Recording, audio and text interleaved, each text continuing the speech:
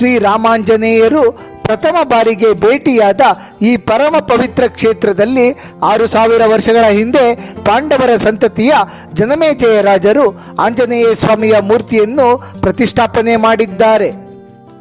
ನಂತರದ ದಿನಗಳಲ್ಲಿ ಆ ಮೂರ್ತಿಯು ತುಂಗಭದ್ರೆಯ ಒಡಲಿನಲ್ಲಿ ಲೀನವಾಗಿರುತ್ತದೆ.